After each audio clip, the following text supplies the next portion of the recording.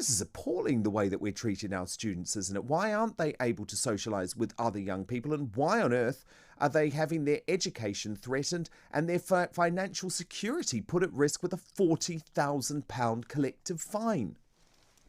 Well, Dan, the reason they're not able to socialise with their friends and have huge parties of 30-odd people in their house is the same reason that the rest of us in Britain can't do that, because we're in the middle of a deadly global pandemic that has killed more than 40,000 people in this country.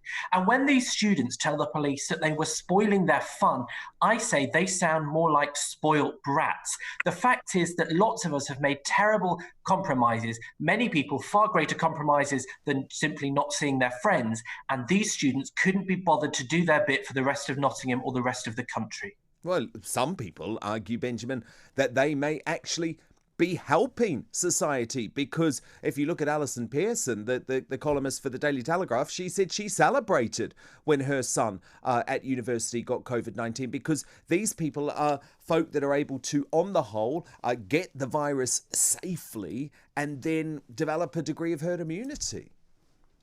Well, herd immunity is a heavily debated topic, one that you've covered more than enough this week on your show. The fact is that no country in the world has managed to contain the virus within a generation.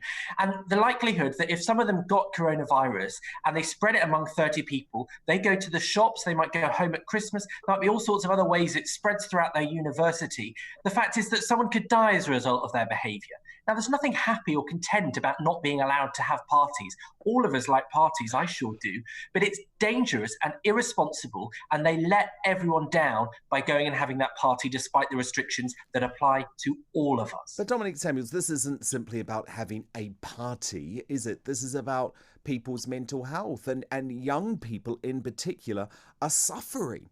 Because at the time of their lives, when they are meant to be developing, when they're meant to be socialising, when they're meant to be developing romances and actually discovering all of the brilliant things about life, they're being told they need to stay locked up in their dorm rooms for a virus that most likely will not even see them get a cold. I mean, where do you stand on this, Dominique? Yeah. Well, no, I completely agree. And I quite frankly think that students are being treated absolutely appallingly, both by the government and by their universities in general. You can't expect a group of people, a demographic of people that on the whole are not affected by this virus to stay holed up in their rooms, depressed, sat in front of a screen. And what actually rubs salt into the wound is the fact that the university actually dared to threaten them with expulsion when they've already milked them dry of all of their student loan and not offering the full benefits of being at university, and then have the cheek to try and exclude people for daring to have a party. I'm sorry, but I don't agree with this line of argument at all. And I don't mean to be brash, but people die every day from various different things. If young people stick to the social distancing rules, Dominique, you think they should die to have a party? The problem. You think they should die to have a party, Dominique? You think that would be an acceptable exchange? No, well, for one, the likelihood of any young person dying is extremely minuscule. For two, the vast majority of young people that do test positive for the virus are asymptomatic, so are therefore less likely to transmit the virus at the same rate of someone else who is symptomatic. And three, you cannot expect young people to just literally sit in their room in front of a screen. You are going to see people having parties, and you're going to see people wanting to have fun. To fine a group of young people £10,000 each for daring to display normal human behaviour is absolutely why should insane. They be exempt? Well, what about the mental health costs? It's not about being exempt. Benjamin, what about the mental health cost of locking young people up at a time when they are actually highly vulnerable in terms of their psychological development? And it's all well and good for you to say in your posh job, in your posh flat in London, when you're able to go to an office and see your mates in a pub in London, you're not at university anymore, locked up in your little dorm room. Dan, I know full well what it's like to be locked up because I did 7 weeks in this lockdown completely alone without talking to another person. I know it's not nice. Lots of people listening to this know it's not nice. There's nothing nice about this. What it is dangerous for them to be so selfish as to have a party that they didn't need with more than 30 people hiding in the house from police. The fact is, this wasn't them needing some kind of mental health break to talk to one or two others, which maybe we could excuse. This was them having a party, which they called having the time of their lives and the fun being spoilt by the police. That is reckless and irresponsible behaviour. And as a young person, I expect better from other people around my age. Well, as a young person, what about civil liberties? What about freedoms? Have you just been... I'm glad that...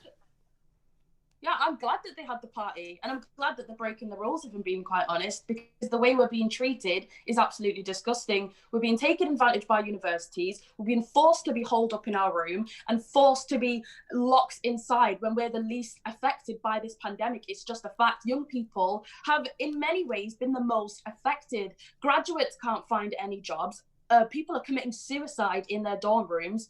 We are literally being ignored by the government in particular, and for the police and the universities to be berating people for displaying normal human behaviour, I think it's laughable, and I hope more students break the rules. Benjamin. Well, that is a disgrace, and it is incredibly selfish, because the people who are really damaged by this are the people who lost their loved ones, who can't see their husbands or wives in care homes, people who've lost their jobs in this pandemic.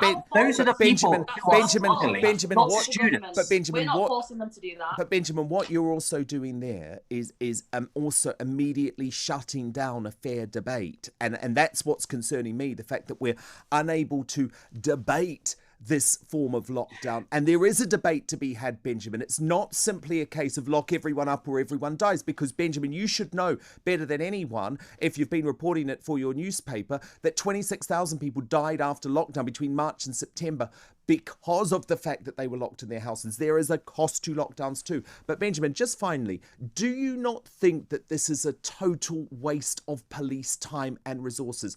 I was mugged recently in London for the second time in 11 months. I didn't even get a call back from the police when they knew about it happening. Now, I'm sorry, I want the police solving real crimes. I do not want them breaking up student house parties.